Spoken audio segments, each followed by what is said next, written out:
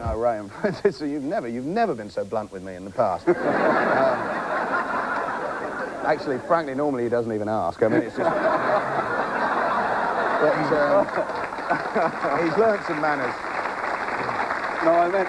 Oh, we rock and roll together.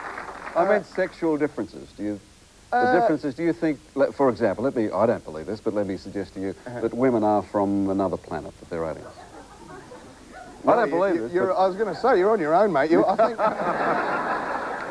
What about my mate from England? Would you agree? I think Ray may be from another planet at this point. What happened was, up until seconds ago, we had an intelligent, thoughtful interviewer, and then this idiot beamed down inside Ray's head. And he said, do you think women come from another planet? It's the sort of thing... I remember at university when, you know, you've been rolling up that Vegemite that somebody had sold you as... And you go, do you think women come from another planet? I don't know, maybe. Let's see. Do you want some more of these rabbit pellets? I bought them for £100 off a third year. But we are different creatures. There's been such a push in last 20 years or so for equality, which is absolutely right.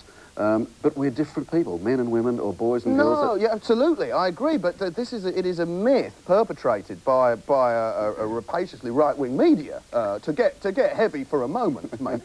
That the ideas of feminism are somehow about doing men down. I mean, and about the fact, everyone's got to be the same. You know, a woman who wants equal pay doesn't necessarily want to have the same haircut, certainly. I mean, you know, in your case, Ray, we always get to this in the end. I just serve them up and I get them.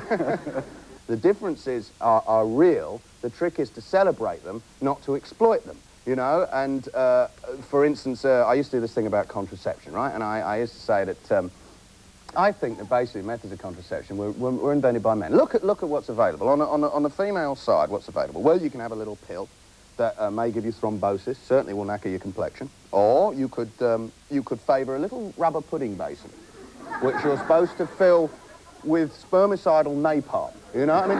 But that's how it ends up. So, you know, a little bit, you know, had a couple, we've been down a pub, you come on, let's, all right. So you don't come in the bathroom, you won't want to watch this, right? So stagger in the bathroom, get the little cap out, fill it with napalm. We got the message. He's gone all shy on us, hasn't he? No, but I mean, that's not all to it. I mean, the thing is, for a start, you know, you're normally too drunk, you know, you forget to take your knickers off, and oh, God, and you see 3 gussets, you know, only one of them's real, and you get it in, and then it shoots across the bathroom. What? Hang on a minute, it's gone behind the toilet, you know. Hang on. Hear him snoring in the bedroom, you think, I'll tell you, if I ever get this, I'm going to wake him up and put a splint in it. I'll make him do it. Or, after that, you could have a little piece of wire. That's another beautiful thing that the medical professions come up to prevent women getting pregnant. You can have a little piece of barbed wire inserted into your body. That's what the women can have. Thrombosis, a pudding basin that shoots across the room. I've caught a few. Hey, there we go. Gives another whole new meaning to the term capped for England, I can tell you. And...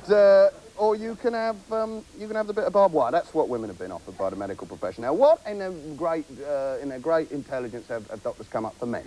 A condom. That's right.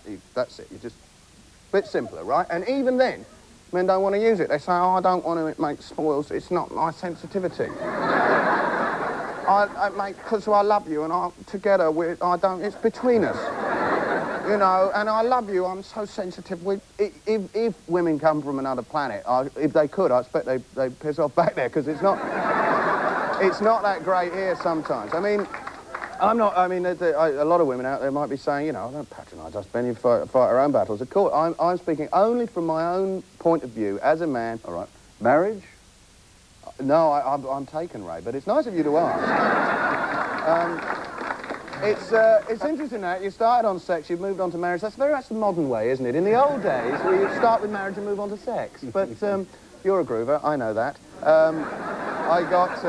So why did you decide to get married? I mean, you and Sophie had a nice trans-Indian Ocean affair going for 7 or 8 years. Why did you decide to get married? There comes a time in your life when I think you need to move on to make a commitment. We've been going out, as the term is, in our terms, flying 10,000 miles for some 7 years. And how often did you do that?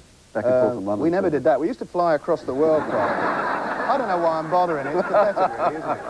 It's sad.